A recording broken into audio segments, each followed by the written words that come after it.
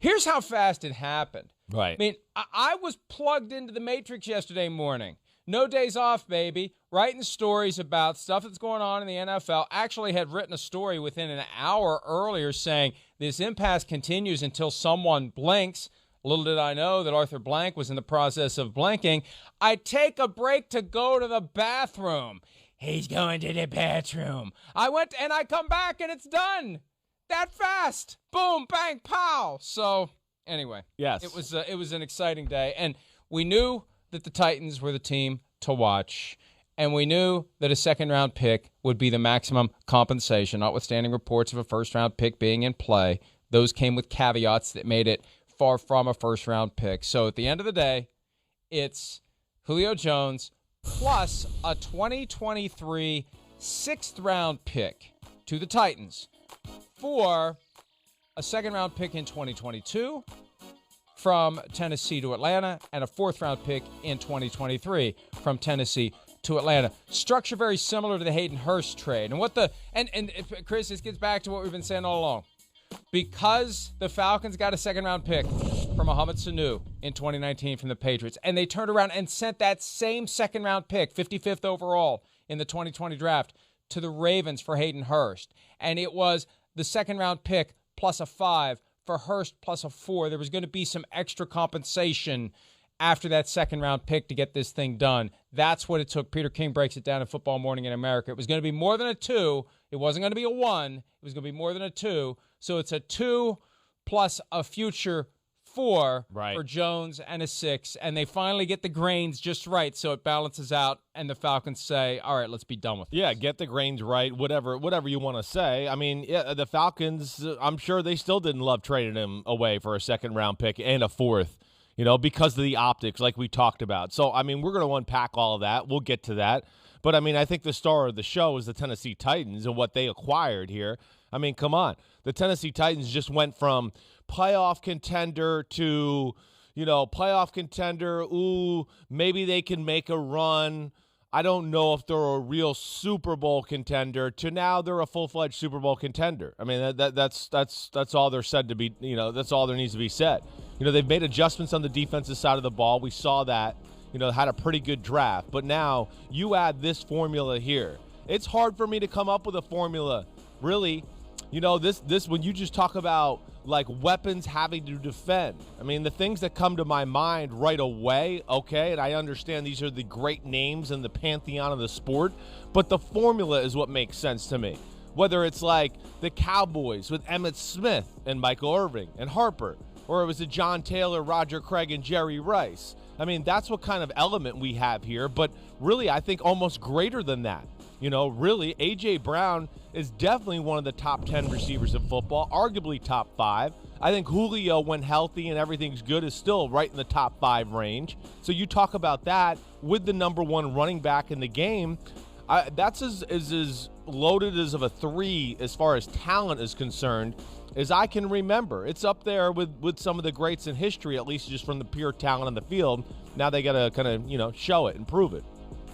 The move has altered the betting markets to a certain extent. You see it there. Tennessee was up, but not much. Plus 120 favorite to win the division before, plus 110 after. Not a huge dump there. And the Colts fall from, actually, they were the favorites at plus 100 to plus 110. So it's even now between Tennessee and Indianapolis.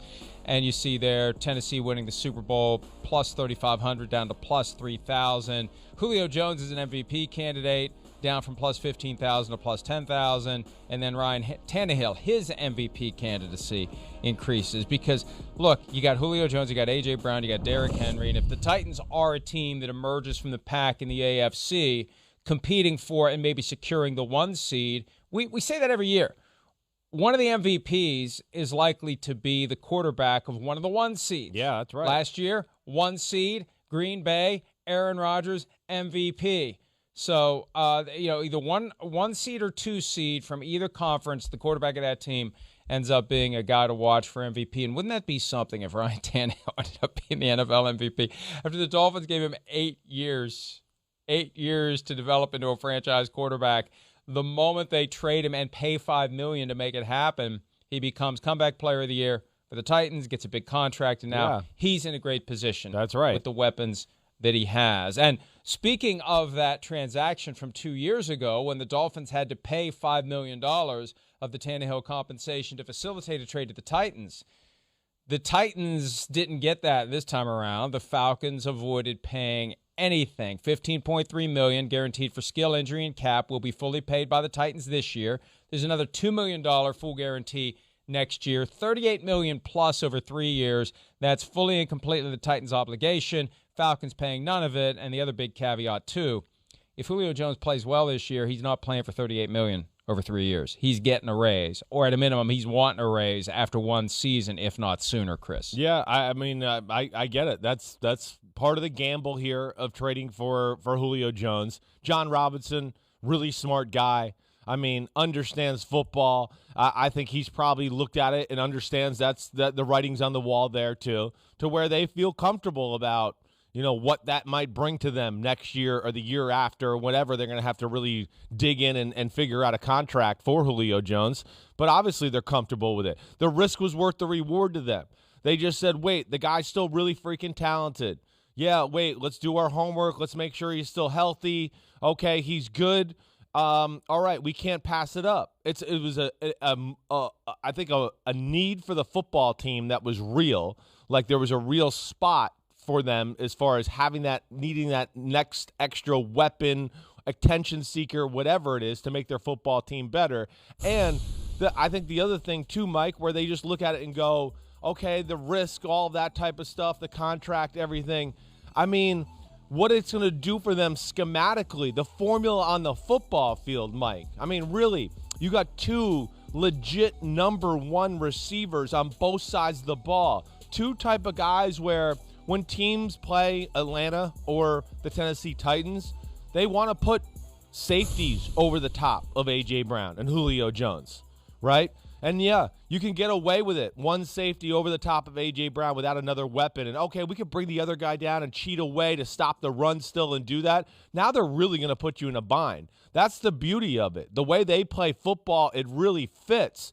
And now teams are going to have decisions to make to go, wait, do we want to – yeah, I mean, let's go, Ryan Tannehill's saying, right? I mean, I'm sure he was doing cartwheels and backflips and everything else because they're going to have packages at the line of scrimmage, Mike. The defense isn't going to be right. I mean, they're just not going to be able to be right. Oh, you're coming down to stop the run? Oh, we got one-on-one with A.J. Brown and Julio Jones outside? Well, good night. I'm Ryan Tannehill. I throw the ball down the field really well. We're just going to pick you apart. Oh, wait, now you want to protect it? Play coverage. You're worried about the big plays? Well, here comes the old sledgehammer, number 22, between the tackles. So it's really smart from that sense. It's a good player. It really is a system fit. And I think they figured they're that close and that one player away from really being in the thick of things here. And that's why John Robinson does it and takes on those things you're talking about. There have been times where we've been smitten with the concept of triplets, but some teams, whether it be the Colts with Peyton Manning, the greatest show-offs on turf. Yeah. It's not just quarterback, running back, receiver. It's quarterback, running back, two great receivers. Exactly. And now the Titans enter that group, and it doesn't happen very often. No. Where everything lines up just right, where you have great quarterback, great running back, great receivers, two of them. You got four guys that can create havoc, and it's going to be pick your poison. Every time we see that, it becomes a pick your poison proposition. The offense gets souped up. And this is what A.J. Brown said yesterday via the Titans website all the way up through college. Julio's been my favorite receiver, someone I've always looked up to. Just having someone like that in the locker room now that I can just ask, what do I need to do here? It's great. We talk all the time anyway, but having someone that close and to see it on the field firsthand for yourself, it's great. I have a picture in my locker of Julio, and I ask myself every day before I go out to practice, don't let Julio outwork you, because that's how I measure myself up to the best receiver in the game. To have him on the same team as me, it's going to raise my level of play, which is great. And it is. It is. That's why he was out there with those videos. Right. He knows if Julio Jones shows up, all of a sudden A.J. Brown's not getting as much attention as he used to. A.J. Brown becomes a guy who gets open. A.J. Brown becomes a guy who can set up for himself the kind of contract that he wants when the window opens after this season. We talked as related to the Seahawks getting into a mess. You got DK Metcalf coming up for a contract after this year. Julio's going to want a new contract. Same deal in Tennessee. You got A.J. Brown coming up for a contract after this year, and Julio's going to want to get paid if he doesn't get paid on his way through the door. That's something the Titans are going to have to. That's something. They're going to have to figure out. Yeah. That to me, like, obviously they felt okay with the Julio thing and all of that. But, yeah, I mean, yes, you're going to have two guys that are top 10 receivers in football that are going to be ready for new contracts. And we know that can be an issue. So, I don't know. John Robinson obviously feels comfortable about where they are in that situation, but you're right. That's going to be a tough one to balance. It really is. Other thing I wanted to say, I mean, talk all the time. See, there that goes too. We talk all the time. So he knew how bad Julio wanted to be in Tennessee and all of those type of things. I don't think I realized really in that original video where he goes through the players as the picture. I think I missed that he was wearing the Julio Jones jersey in there with the tape around it and number 8. But yeah, obviously, listen, there's a lot of similarities between the player. They're both jacked and specimens, and they're similar in their skill set. I'm not going to say A.J. Brown's quite Julio Jones. Julio is a really, really, really special wide receiver, but A.J. Brown's really, really damn good too. And just again, with the way they fit, it's like, Mike, it's like we talked about with a lot of these great offenses, whether it goes back to like you're talking about, the Colts with Reggie Wayne and Marvin Harrison. You're not going to be able to pin either guy to like one aspect of the offense. Oh, this guy goes short and this guy goes deep, or this guy runs the routes and this guy just runs straight routes. No, they're both going to do that. They both run block. They're both physical that way. They're both willing to go over the middle after a play action pass and do that type of stuff. So really, like from the football standpoint, it makes so much sense. And then I think from the culture standpoint, it makes a lot of sense here too. I mean, it really does. And it's a team that was close, and I love it. They just basically they had a few chips in the pile in the middle, and they went all in this weekend and said, all right, that's it. We feel like we're pretty damn good. We've made some moves in the offseason. Draft was good. We're close. We're actually just this guy away. Here we go. We're coming after the Super Bowl in 2021, and I love it. And A.J. Brown did make it clear that despite his admiration of Julio Jones, he is not giving up number 11, number 8 that we've seen so far. And, hey, look, somebody'd have to pay for all those A.J. Brown number 11 jerseys at retail if A.J. Brown changes his number and gives Julio number 11. And meanwhile, any Falcons fan that may have bought number 11 in recent weeks, sorry, you're not going to get your money back. Although I think they have some sort of a plan with Fanatics that if a guy's traded, there is some sort of jersey guarantee. I don't know. I would suggest looking into that if you have purchased a Julio Jones jersey at any point in the last 60 or 90 days, because obviously now he ain't with the Falcons anymore. Let's hear from John Robinson about the transaction. We've praised the Titans. We're praising him. Let's hear what he had to say about it, because I got a point, Chris, I want to make on the other side. Here's Robinson regarding the trade that brings Julio Jones to Nashville. Excited to add Julio to the football team. He's excited to be a part of what we got going on here in Nashville. And, it's a big day for our team. We've been talking, Jim, for probably, 2 or 3 weeks here, back and forth with Atlanta and Terry Fontenot down there. And my hat's off to him. This is his first big trade. He was great to work with. But he's got a great career ahead of him. So I appreciate working with him and dealing with him. But we had discussions, really, kind of back and forth for the last couple weeks. Kind of picked up in intensity a little bit yesterday, and then finally found some closure this morning on it, and able to agree to the terms on it. Whatever the value is the value. I mean, we felt like it was good value for us, and Atlanta felt like it was good value for them, obviously, or they wouldn't have done the trade. They're excited, and we're excited. Separately, Chris, Peter King spoke to John Robinson yesterday, and he asked Robinson about the health issue with Julio Jones, the fact that he missed 7 games last year with a hamstring injury. Robinson told Peter that was big in the decision, missing time last year. What were the circumstances surrounding that? Based on our evaluation of him, he's healthy, and it doesn't look like he's lost anything to us. This gets back to the point that we've been making, and it's a point that you have to make delicately because I'm not accusing Julio Jones of anything. This is a reality of modern football. He's not the first to do it. He won't be the last.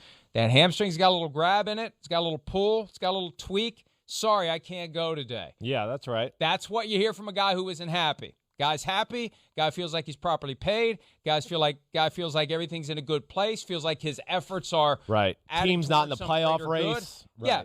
Then I'll get out there and I'll play and I'll risk future and further injury. So I think that was how you reconcile. And it's not something they're going to articulate because it is, it's not exactly the way you want to welcome Julio Jones into the team. Hey, no, he's healthy. No. He was faking it those last few weeks. He was embellishing right. last year. Right. We're fine with that because we think he really was healthy. You can't say that, but I think that's what the Titans have concluded, Chris. I mean, it sounds like obviously they're very comfortable with that, and I mean, I hear what you're saying there. I hear it too. I thought you were right from that point from the get-go that it. Listen, if they were in a Super Bowl run and things like that, yeah, then maybe you might have saw him, but. Yeah, with the circumstances he was in, it's not 100%. I'm not going to test it. Let me just see where it goes for all the reasons you explained. Like, I'm with you there. And, Mike, I mean, again, too, like, we did all our research and all of that stuff. Hey, listen, when any team says that, I mean, listen, I just know too many stories of, like, oh, well, we knew he was going to be working out at this park in Atlanta at this time. And, we just happened to have somebody there across the street, not at the Field of Valium. They just happened to be across the street, and they got to see him work out. And they go, well, his hamstring looks pretty good. I just happened to be walking by that park in Atlanta, and there was Julio Jones. It was the craziest thing ever. I mean, listen, I can't, tell on people, but I know 15, 20 of those stories over the last 20 years of my life in the NFL. So I would think there's some real inside knowledge to the health of Julio Jones as to what you're saying and would agree with you there. So that's where they feel comfortable about it. And, at base level, hey, it does look like the Tennessee Titans won the trade. Of course it does. They got a first ballot Hall of Famer, a guy that's still, on the outside edge of his prime and playing really good football. And yes, it's a second and a fourth round pick for a guy that just pushed a team into the Super Bowl window. So yeah, it looks like they won this one for sure. But, I don't know if it's quite as easy as that because there's a lot of other circumstances that play into this. One of the other angles that came up yesterday once we saw that the Titans are getting Julio Jones for a 2 and a 4, and they're also getting a 6 back, so it's not a straight 2 and a 4. Yeah. And this is how you find out who does and doesn't pay attention every day to the NFL and primarily to the NFL because people were surprised that, that's all they're getting. Well, haven't you been following the story for the last 6 weeks? Yeah, that's all they're getting. They wanted more. They weren't getting more. They're getting a 2, and they were lucky to get more than a 2. They finally blinked, and if you follow it closely, primarily at PFT, you know all that. You're not surprised by it, but plenty of people in the media yes. and players were surprised when they saw the final terms. Now, look, I don't expect the players to follow this stuff every single day. That's right. They don't. Every single day. Not many do. But, if you're a zealous fan or if you're in the media, you should not be surprised by the idea that it was a 2 and a 4. And Jalen Ramsey's comments really struck me. I'm surprised no one had explained to him what was going on, especially since he's one of the reasons why they couldn't go get Jalen Ramsey. There's only so many big-ticket items you can go buy at the store before you run out of money, Chris. Yeah, that's right. I mean, it's just they've first-round picks, high contracts, everything like that. The Rams, it's not that easy, And yes, I know at base level, the value doesn't look right for a guy that we're talking about like this, who's on the edge of a top 5 receiver or top 10, definitely a top 10 in the NFL type of talent. It doesn't, but it's not about it's not about the player, as we've talked and we've tried to explain to people. I think people that didn't really pay attention to the nuts and bolts of the situation, and players don't always pay attention to that stuff. They just see Julio Jones, he's got to be worth the first-round pick, and they just chalk it up to that in their brain. Oh, they'll figure it out at some point. He'll get traded for a first-round pick, and I think that's really what the casual fan thinks too. But no, it's not about the player. It's about the market. It's about the need. And that's where it was off for Atlanta. And that's where I don't look at Atlanta and go, oh, this was a bad trade. I going to kind of look at it and go, no, their timing was bad. Everything like that was bad. How they planned it was bad. For the situation the way it is right now, I don't blame them for doing what they had to do. Yeah, they're getting in scary, uncharted waters here. Oh, they don't want to bring Julio Jones to camp and have to pay the $15 million in case he gets hurt or something like that. So it's all scary that way. So that's where, that's where I think, some of the people that don't pay attention totally are kind of lost with that a little bit. And that's where, to me, Atlanta dropped the ball. Not about right now, but how they planned this out and when they should have really been aggressive to try to trade Julio Jones. Well, and look, part of it, too, was that there had been long-standing dysfunction between Jones and the Falcons going back at least 3 years. From the moment that Matt Ryan got a contract that pays out $30 million per year, and Julio had one that paid $15, and he said, essentially, what's wrong with this picture? That guy isn't worth $2 for every $1 I get. Exactly. And he embarked on an effort to get more and ultimately got more without holding out at the 2018 start of training camp, got to $22 million per year in new money average. That still didn't quite mend the fence. And maybe if we had known more about what was going on at the time, and they did a great job of keeping it under wraps. Julio Jones, discreet by nature, not a guy that's going to go air out dirty laundry. The Falcons, like every other team, don't want that stuff out there. They handled their business privately. But, Chris, that's when it becomes a disadvantage to a team. Exactly. When you do trade him for what the average casual drive-by fan or media member would look at and say, whoa. Exactly. A second-round pick? Right. I thought I heard ESPN say there was a first-round pick. Exactly, right. Right. That's where it hurt the Falcons, too. Look, I firmly believe from talking to people around the league that the Falcons were deliberately leaking incomplete information in an effort to try to get that first-round pick, and that the only first-round pick that was ever on the table had as much as a second-round pick attached to Julio Jones. Hey, Falcons, you want a first-round pick? Fine, you got to give us Julio and a 2 if you want a first-round pick that bad. Yeah, with that the part of it $15 million. didn't come out. Right. And it creates the expectation they're going to get a first-round pick. Yeah. So they went all in. Yeah. Telling a half-truth to try to get that first-round pick, and it didn't work. No. And that contributes. That's where you need to understand how your strategy and your tactics for getting what you want are potentially going to blow up in Later your face on. from a PR standpoint. Yes. Because there are going to be people that look at it and say, what in the hell is wrong with the Falcons? They get a second-round pick for one of the best receivers in the history of the game? No doubt about it. They kind of set that expectation by trying to push the market that way. You're right. And now it's a failed expectation to the casual fan who doesn't really maybe understand that. And it's really only going to get worse. I could say that. Again, I don't look at Atlanta and going, this is a bad trade.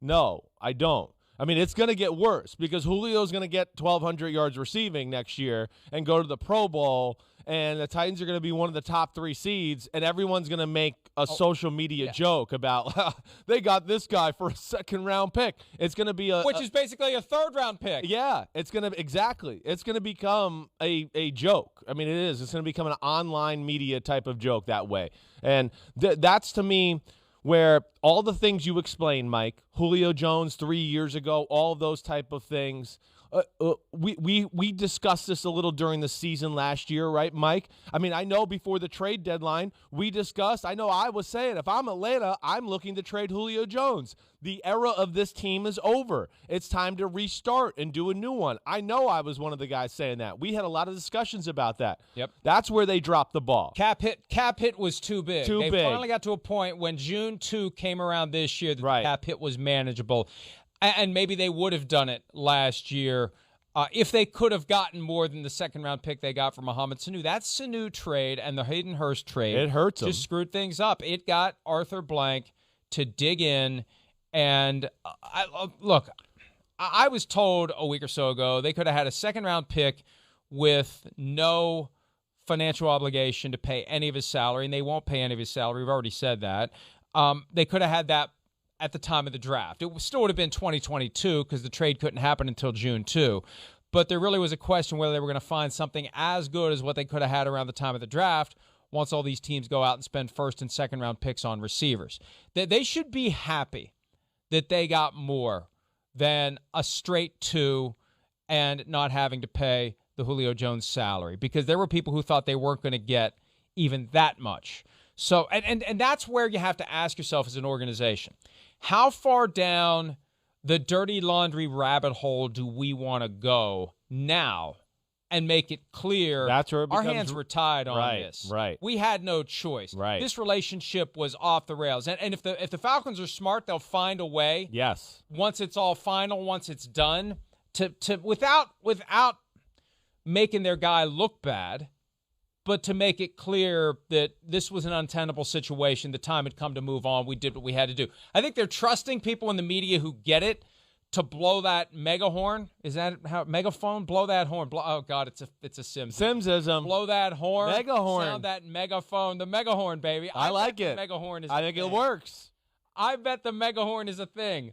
But I think they're counting on those of us who get it to say, "Hey, people, calm down, calm down. Look, this is the best they could have done. That's the best, because right? Because this relationship was as fractured as Aaron Rodgers in Green Bay, and other situations where we say those two can't coexist much longer." Yeah, it was over. There's no doubt. That's why I'll continue to say, for right now, this is a good deal. I'm not mad at Atlanta. The one thing I just questioned, to add to the trade deadline last year, which of course is not this current regime, so I'm not trying to blame anybody there, right? And I understand the old regime is, trying to hold on to, maybe we could save our jobs and make this work. Oh, the interim regime. Raheem Morris is trying to earn that job. Yeah, exactly. That was the key. Right, exactly. So there's reluctance there. But where I will question it is maybe why there wasn't more conversations or more of an aggressive approach earlier in the offseason. And I don't know all the backstories there.